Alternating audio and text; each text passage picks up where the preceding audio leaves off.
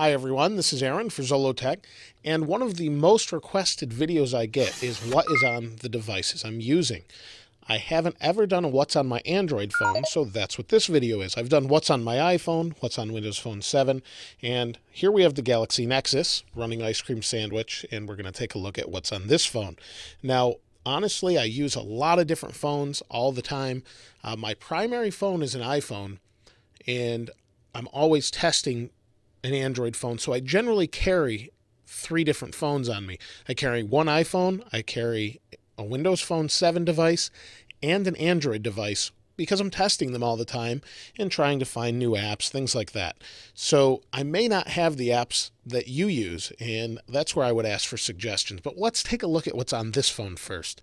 So we'll go ahead and turn it on. We'll zoom in here a little bit. Here we go, and unlock the phone.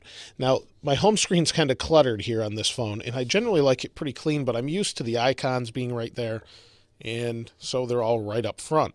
Now you can see from left to right, they're wrapped right around the clock. I really don't have a whole lot on widgets on far pages. In fact, I don't have anything pretty much to the right other than settings. So that's where I'm going to ask you for suggestions as to widgets, because I'm going to start using Android a little bit more than I have recently, because I really like Ice Cream Sandwich. It's a great update to the operating system.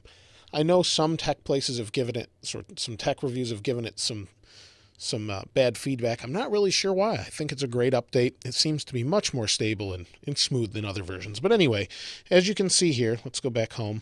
I have TiVo. Now I have a TiVo Premiere that I use, so I use the TiVo remote.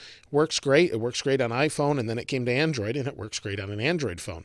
Really nice to use and really great on this big screen. Here you can see I have Angry Birds. It's free on Android. Why not have it? Unless you really just don't like the game, Angry Birds. You can see Twitter. I'm keeping up or talking to a lot of you on Twitter, so I use that a lot. Camera, easy access to the camera, but that's default anyway. Here we have email. Again, another default app. I read a lot of email, so I have that. Now, Google Listen. I listen to a lot of podcasts, and Google Listen is one of my favorites. Google Listen is free. It has my subscriptions. You can see Mac Break Weekly, This Week in Google, This Week in Tech, Windows Weekly. I listen to a little bit of everything, a lot of Leo Laporte stuff.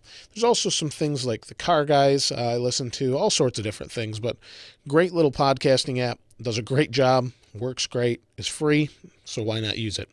Here you can see I have Bible. It's from YouVersion. Same thing I have on all the other phones. Great app if you are a Christian or just want to read the Bible. It's a good app to have. Has a lot of different versions in it and things like that. I don't have recommendations for any other books as far as that goes, but this is the best one as far as that I can see as far as that goes. Go back home here.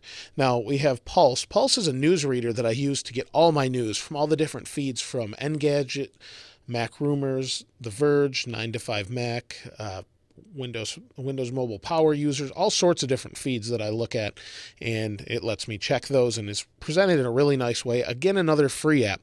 And again, with most of what I get on comments for these videos and others, I get the most that say things are free on Android, and that's pretty much true. The majority of them are free. So let's go back here.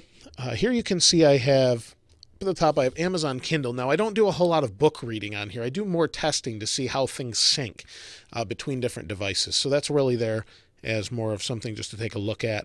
Was looking at some programming books, things like that. Steam just came out, and Steam is a chat client that you can play on Steam and kind of chat and look at what's new, things like that. Can't really play any games right here from Steam, but it lets you interact with their kind of infrastructure, or whatever you want to call it. The stuff they've got going on at Steam. Path is kind of Facebook and Twitter redone. In fact, Google tried to buy Path, and they turned them down, but great application. It's free. I'm not going to go into it, but if you haven't seen it, it's beautiful how they have things moving around and how you can tag things. And it just is, they did a really nice job as far as social networking goes. Now, right here in this quick app drawer, kind of a lot of the same things, but Netflix. You got to have Netflix on all my devices that I can. It's great to have. I use it all the time, and It's one of the things I have quick access to. I was trying out Google Currents. What do you guys think of that? I'm not really sure what I think of it. It's interesting, but I don't find myself using it a whole lot. Now, Google Music I do use a lot. I keep hitting things here to keep the screen from blanking out. I use Google Music a lot, and Google Music's great because it syncs everything to the cloud. So I have everything, there's more podcasts and things, but I have everything synced to the cloud, all my music, artists, things like that. Tons and tons and tons of stuff online, all free to put up there. If you own it, sync it up, and then you can listen to it on the go. It's great to use. Like I said, I don't have a whole lot here. If we go the other direction, I have a Twitter feed here. I have the weather. It's 30 degrees. Fairly warm, actually, this time of the year, so it's nice. And that's pretty much it. Not a whole lot this way. If I go to the actual app drawer, you're going to see things like princess games, things like that. I'm sure I'll get a few comments, but basically my daughters play these too. They love these little princess coloring, Disney princess puzzles, things like that. So those aren't really me, but I'm sure I'll get a few comments about that. eBay I use all the time. eBay I'm on a lot. I'm either buying or selling, one of the two, playing around with gadgets, things like that. I got the Titan on eBay and play around with it. And then when I'm done with it, I'll sell it off so that I can get a different phone. So it's on eBay. Or that's one of my favorite apps. I had NFL Mobile to try out the Super Bowl feed. I really don't watch sports, but I tried it out, and it seems to work nice, but I don't have an account. But the overall app looks nice. So music, messaging, more princess stuff, Netflix, movie studio. You can edit movies, really cool. Check that out if you haven't. And these are some things that I haven't tried out, like Spool. Tetris I tried out, of course. Tiny Tower is on iPhone as well. Same thing.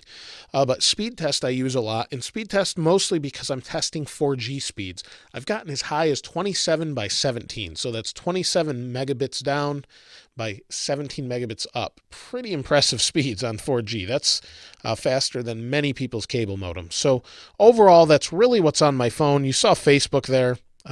I have Facebook. I have kind of all the normal stuff and then some added things. So this is where I ask you.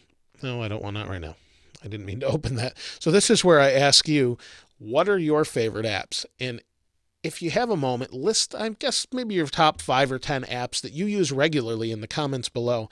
And I'll go and try them out. And then maybe we'll do a video on what apps I tried out that you guys recommended.